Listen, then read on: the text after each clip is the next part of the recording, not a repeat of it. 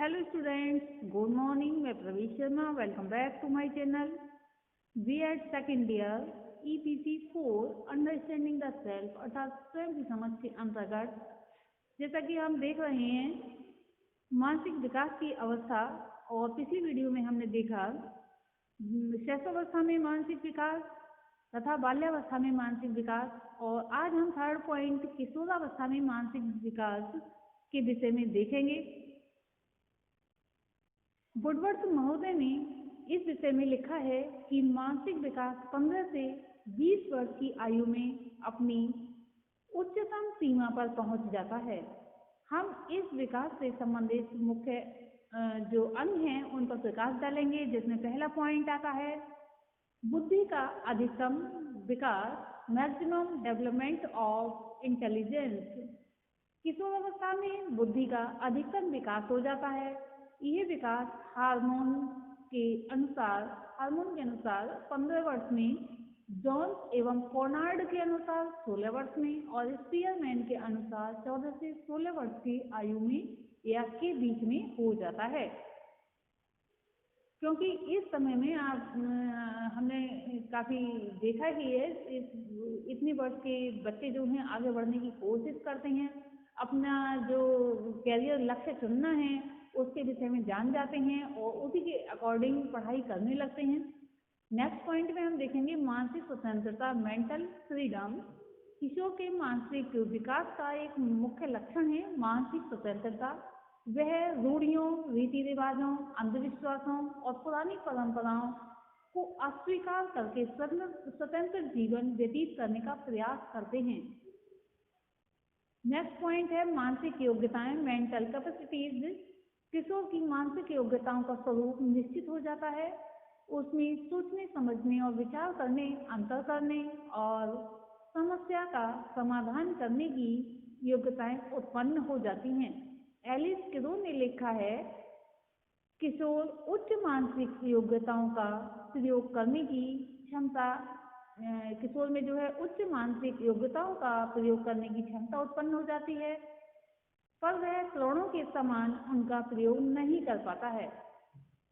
Next point में हम देखेंगे ध्यान यानी कि अटेंशन। किशोर में ध्यान केंद्रित करने की क्षमता का पर्याप्त विकास हो जाता है। वह किसी विषय या वस्तु पर अपने ध्यान को बहुत देर तक केंद्रित रख सकता है।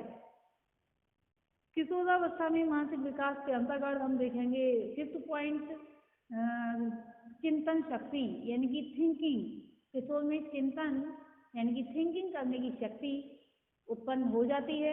इसकी सहायता से वह विभिन्न प्रश्नों और समस्याओं का हल खोजता है, पर उसके हल साधारणतः गलत होते हैं।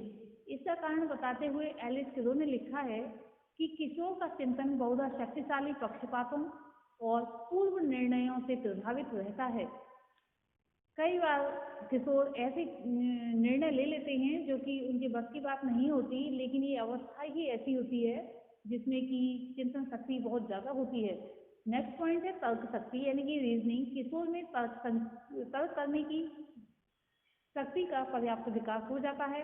तर्क किए बिना वह अपनी किसी भी यानी कि कोई भी बात है उसके लिए बिना तर्क किए उस बात को स्वीकार करने के लिए कभी तैयार नहीं होता। नेक्स्ट पॉइंट है कल्पना शक्ति यानी कि इमेजिनेशन। किशोर वास्तविक जगत में रहते हुए भी कल्पना के संसार में विचरण करता है। कल्पना के बाहुल्य के कारण उसमें दिवा स्वप्न यानी कि डे ड्रीम्स देखने की प्रवृत्ति उत्पन्न हो जाती है। कुछ किशोर अपनी कल्पना शक्ति को कला, संगीत, साहित्य और रचनात्मक कार्यों के द्वारा व्यक्त करते हैं। बालकों की अपेक्षा बालिकाओं में कल्पना शक्ति अधिक होती है। नेक्स्ट पॉइंट हम देखेंगे रुचियों की विविधता, डिफरेंसेस इन इंटरेस्ट। किशोरावस्था में रुचियों का विकास बहुत तीव्र गति से होता है। बालकों और बालिकाओं में कुछ रुचियां समान और कुछ भिन्न होती हैं, जैसे कि तीव्र जो टीवी देखना है या फिर व्यवसाय, किसी व्यवसाय के प्रति रुचि, साहित्य पढ़ने की रुचि आदि जो है समान होती हैं। इसको हमने रुचियों को दो भागों में बांट लिया है, समान रुचियाँ और विभिन्न रुचियाँ। तो हम इनको अलग अलग करके देख लेते हैं। जो विभिन्न रुचियाँ हैं, बालकों में स्वस्थ रहन बनने और बालिकाओं में सुंदर बनने की रुचि, बालकों की खेलकूद और बालिकाओं की संगीत के प्रति रुचि, नृत्य नाटक के प्रति रुचि, बालकों और बालिकाओं में एक दूसरे जो है इस तरह की रुचियाँ विभिन्न रुचियाँ होती हैं। और समान रुचियाँ कौन कौन सी होती हैं, यानी कॉमन इंटरेस्ट क्या क्या है, भावी जीवन और भावी व्यवसाय में रुचि, कि हमें भविष्य में कौन सा व्यवसाय अपनाना है या फिर कौन सी जॉब करनी है, उसी विषय से संबंधित तैयारी करने लगते हैं। सिनेमा देखने, ये बालक और बालिकाओं में समान होती है। रेडियो सुनने और साहित्य पढ़ने की रुचि एक समान ही होती है। अब हम देखेंगे मानसिक विकास को प्रभावित करने वाले कारक। मानसिक विकास को कौन कौन से कारक प्रभावित करते हैं, इस विषय में जानना आवश्यक हो जाता है। फैक्टर्स इन्फ्लुएंसिंग मेंटल डेवलपमेंट, इस विषय में हम किरो एंड किरो के द्वारा दी गई डेफिनेशन के विषय में देखेंगे। इन्होंने लिखा है, various factors effect mental development, the constitution of the inherited nervous system determines the rate and extent of possible development. Certain other physical conditions or individual and environmental factors may accelerate or retard mental progress. जिन कारकों का उल्लेख किया जाता है, इसका एक बार हम हिंदी में समझ लेते हैं। किरो एंड किरो ने क्या कहा है, विभिन्न कारक मानसिक विकास को प्रभावित करते हैं। वंशन होगा, नाड़ी मंडल की रचना संभावित विकास की गति और सीमा को निश्चित करती है। कुछ अन्य भौतिक दशाएं या व्यक्तिगत और वातावरण संबंधी कारक मानसिक प्रगति को तीव्र या मंद कर सकते हैं।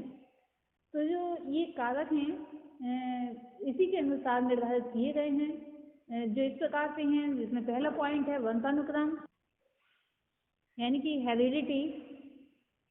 थॉर्नडाइक और स्विंजगर ने अपने अध्ययनों द्वारा ये सिद्ध किया है कि बालक वंशानुक्रम से कुछ मानसिक गुण और योग्यताएं प्राप्त करता है, जिनमें वातावरण किसी प्रकार का अंतर नहीं कर सकता है। इसी विचार का समर्थन करते हुए गेट्स एवं अन्य ने लिखा है कि किसी व्यक्ति का उससे अधिक विकास नहीं हो सकता है जितना कि उसका वंशानुक्रम संभव बनाता है। नेक्स्ट पॉइंट है परिवार एवं वातावरण, फैमिली एनवायरनमेंट या परिवार का वातावरण। इसमें परिवार अलग भी हो सकता है, एनवायरनमेंट अलग भी हो सकता है, या फिर परिवार का वातावरण।